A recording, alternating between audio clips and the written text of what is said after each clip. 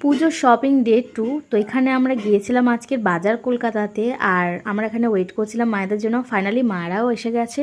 তো এখানে আমার মায়ের বাজার কলকাতার সামনে মায়েদের সাথে মিট করে, আর এখানে মাম্মাম ও দিদার কানে কানে বলে দিচ্ছিল যে ও কী নেবে না নেবে, এখানে সব দিদাকে কানে কানে জানাচ্ছে। তো তারপরেই আমরা মলে ঢুকলাম, তো দেখলাম প্রচুর কালেকশান এসছে নতুন নতুন, আর প্রত্যেকটা কালেকশান জাস্ট ওয়াও ছিল। তো আমি এখানে দেখছিলাম কি নেব না নেব। তো এখানে আমি সমস্ত ড্রেস ট্রায়াল দিচ্ছিলাম। এখানে তোমরাই বলো আমাকে কোন ড্রেসটাতে বেশি সুন্দর লাগছে। তো আমি তো মানে কনফিউজ ছিলাম যে কোনটা নেব কোনটা নেব না।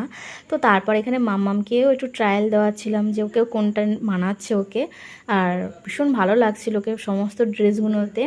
তো ফাইনালি আর কি করব, মানে সব ড্রেসই নিয়ে নিয়েছিলাম এখানে আমি, আর মামামের জন্য সমস্ত ড্রেস নিয়ে নিয়েছিলাম। তো তারপরে আমরা এখানে একটা রেস্টুরেন্টে গিয়েছিলাম, আর এখানে মামাম খাচ্ছিল এখানে চিকেন কাবাব, আর আমি নিয়ে নিয়েছিলাম একটু মাটন বিরিয়ানি।